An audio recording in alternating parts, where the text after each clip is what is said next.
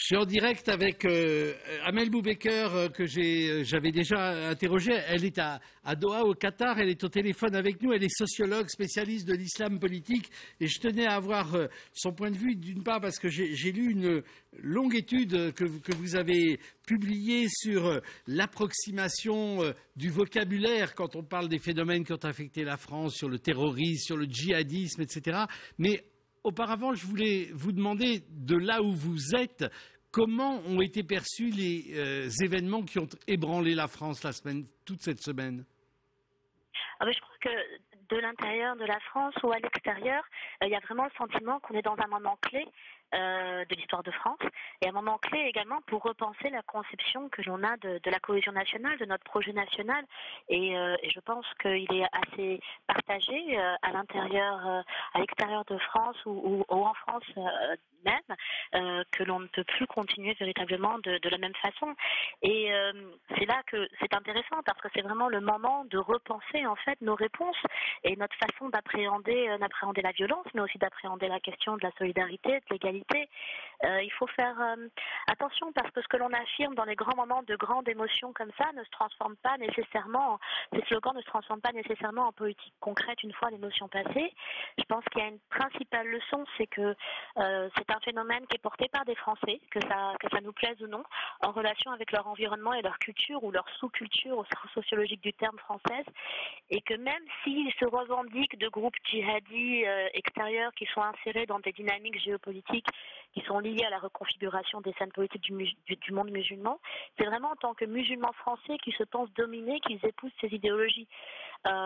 Et ça veut dire quelque chose d'important. Ça veut dire que les solutions qui devront émerger, elles devront émerger à partir d'une analyse du terreau français et pas d'un vague consensus sur une guerre globale contre le terrorisme qui, en fait, ces 15 dernières années, n'a pas prouvé son efficacité.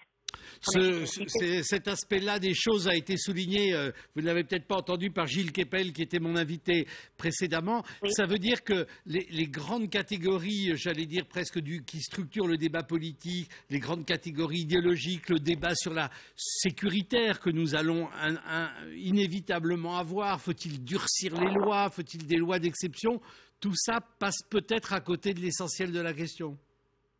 Oui, je pense qu'il y a vraiment 3 priorités aujourd'hui.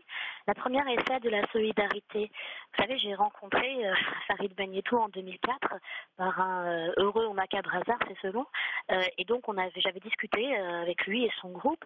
Et en fait, ce qui revenait systématiquement dans leur discours, mais aussi dans le discours des gens que j'interviewe, qui sont par ailleurs pas du tout radicaux ou qui sont parfois même pas musulmans pratiquants, c'est vraiment cette idée de poids, de mesure. C'est-à-dire que les gens vous disent mais pourquoi est-ce que, bien sûr qu'on est désolé, bien sûr que on condamne cette tuerie et on est avec les familles en solidarité et il faudrait aussi maintenant qu'on arrive à dépasser notre cadre franco-français et à être en solidarité avec les enfants qui sont dans le monde musulman et ailleurs victimes du terrorisme. Donc la solidarité c'est quelque chose d'important. Deuxième chose, l'éducation.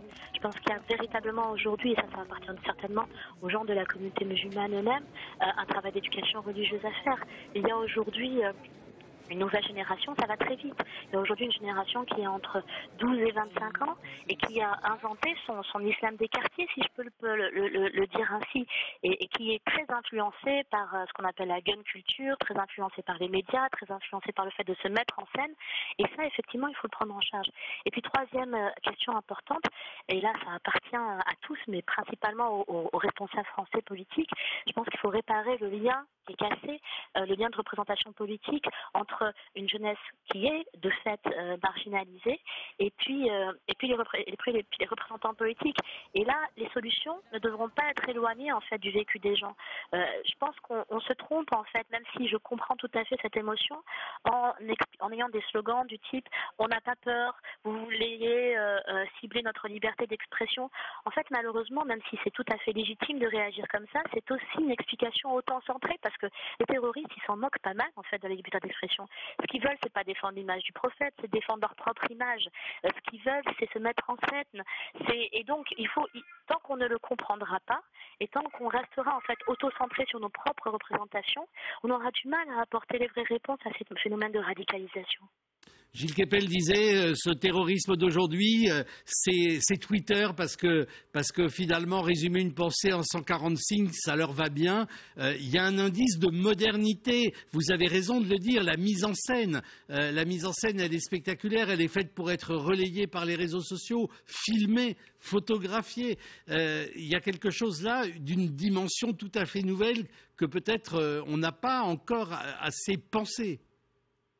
Oui, il y a un côté un peu l'islam radical, ou en tout cas l'islam qui vous fait peur, et ben nous c'est notre fierté. Vous qui pensiez que nous étions des bons à rien, que jamais nous ne pourrions remettre en cause votre ordre établi dont nous sommes, encore une fois, de facto exclus, ce n'est pas un discours victimaire, c'est une réalité de terrain, eh bien regardez ce que nous sommes capables de faire. Nous sommes capables effectivement d'inverser le rapport de domination, et nous sommes capables, nous, d'amener au centre de la société française les questions qui nous intéressent. Souvenez-vous du discours posthume, pas posthume, mais en tout cas de la conversation téléphonique d'Amadi, le terroriste de la supérette cachère qui avait été enregistré par une chaîne de télé et qui disait mais pourquoi vous ne faites rien, pourquoi vous ne vous révoltez pas, pourquoi est-ce qu'on ne parle pas du Marni, pourquoi est-ce qu'on ne parle pas de la Palestine, et même si encore une fois tout cela ne sont que des prétextes en fait pour parler d'eux-mêmes, mais c'est quand même une façon de questionner et d'essayer de renverser le rapport de domination. Ils vont pas se battre au Nigeria ou au sein de Boko Haram, ils en ont rien à faire. Ce qui les intéresse, c'est d'être au centre de la France et de parler aux Français et de secouer en fait, et même plus que ça malheureusement, ceux qu'ils considèrent comme ceux qu'ils considèrent ne voulant pas les entendre, ne voulant pas les voir et ne voulant pas qu'ils fassent partie de la communauté nationale, et donc ils s'excluent eux-mêmes et finalement excluent aussi le reste de la société française une fois passé dans la radicalisation et pire le djihadisme. Merci beaucoup pour la pertinence et l'intérêt de ces analyses, Amel Boubacar. Je rappelle que vous étiez au téléphone de Doha, qui est l'une des villes où vous travaillez comme sociologue spécialiste de l'islam. Ainsi arrive, je vous voyais opiner du chef à plusieurs reprises en écoutant Amel. Oui, alors moi je pense qu'effectivement Amel a touché des points centraux ici dans tout le débat qui anime autour de Charlie Hebdo. D'abord, c'est la question de la liberté d'expression. Je pense qu'effectivement il y a un symbolisme qui est poussé un peu à l'extrême dans ces questions. C'est que la liberté d'expression, c'est pas vraiment le débat ici. Ici, c'est des personnes qui ont été assassinées. Peu importe de considérer que c'était des journalistes ou c'était pas des journalistes, c'était avant tout des êtres humains. Et comme on dit, s'ils n'étaient pas mes frères en religion, c'était mes frères en humanité. Donc, à partir de ce moment-là, on condamne et on estime que c'est une atteinte à l'humanité. Et je pense que cette atteinte à l'humanité, on a beaucoup reproché, par exemple, aux musulmans, vous savez, tout ce débat sur la désolidarisation ou pas. En réalité, les musulmans ont montré plutôt une face unis en France, en montrant que voilà, d'emblée, on condamne ces attentats qui sont ni en lien avec le prophète de l'islam, ni en lien avec le Coran. Et ça m'amène au deuxième point qu'a abordé Amel et qui est essentiel. Et c'est dommage que peut-être elle nous ait pas éclairé de ses analyses sur ce sujet-là. C'est la question du vocable qu'on utilise dans les médias même. Il y a une grosse responsabilité, je pense aujourd'hui, des médias à utiliser un vocabulaire. Faites attention à l'utilisation des mots, elle peut être désastreuse. J'avais lu un de vos tweets. Exactement. Par exemple, lorsque l'on utilise le terme djihad. Le terme djihad veut dire guerre sur soi-même. Alors à ce moment-là, moi aussi, je suis un djihadiste. Vous voyez ce que je veux dire? C'est-à-dire que je fais une guerre sur moi-même pour éviter d'être moralement faible ou pour éviter de commettre du mal. Enfin, c'est des valeurs qui sont personnelles aux gens. Ces personnes, quand on utilise... Bernard Cazeneuve utilisait justement ce terme de djihadisme, n'a pas de, je ne sais pas. Enfin, il y a des unes qui sont totalement inappropriées, qui sont réutilisées, et les termes coraniques sont instrumentalisés dans tout ce débat-là. Alors, on a besoin de dépoussiérer tout ça. On a besoin, par exemple, d'avoir une société plus juste, d'avoir une société qui s'établisse et qui s'articule autour de ce principe de justice absolue. Par exemple, lorsque l'on prévoit une protection policière pour les personnes qui ont été victimes d'attaques désastreuses de la communauté juive, il faut également prévoir d'emblée, et ça ne devrait même pas être une question qui devrait être posée, pour les mosquées qui sont aujourd'hui attaquées. Et en fait, sinon, on rentre dans ce deux poids deux mesures qu'évoquait. Exactement. Cette perception du deux poids deux mesures qui alimente finalement et ressentiment et crispation communautaire. Et on retombe encore une fois dans la poussée vers la radicalisation. Au final, ces personnes qui ont, comme elle le développait très bien, c'est des personnes qui au final recherchent des intérêts personnels qu'elles cherchent à satisfaire. Eh ben, on leur donne du pain, on leur donne tout ce qu'il faut pour que justement elles se radicalisent. Par ailleurs, il y a toujours dans ce discours médiatique qui est parfois un peu inadapté. On couvre très peu, je sais, on va nous répondre, oui, mais la paix, ça intéresse personne. On couvre très peu les dialogues interreligieux.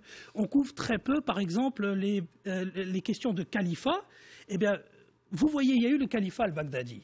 On l'a soulevé, on a dit voilà, un califat qui renaît, il égorge des têtes, il tue tout le monde. Ben voilà, c'est la première image qu'on a eue du califat en islam. Alors que par exemple, dans une communauté qui est très petite et qui n'est pas très connue, qui s'appelle la communauté islamique Ahmadiyya, eh ben dedans il y a un califat. Vous êtes un des spécialistes. Dans je suis l'un des spécialistes. Ça fait 100 ans qu'elle est établie, il y a un califat et c'est la paix qui est autour de ça. Donc c'est dommage. Et vous avouerez qu'elle a un statut de grande minorité opprimée dans certains en voie de majorité alors. Oui. Ça, c'est un autre débat. Ça, c'est un autre débat, exactement. Et simplement, à la fin, je voudrais peut-être ajouter une dernière remarque pour en revenir à cette...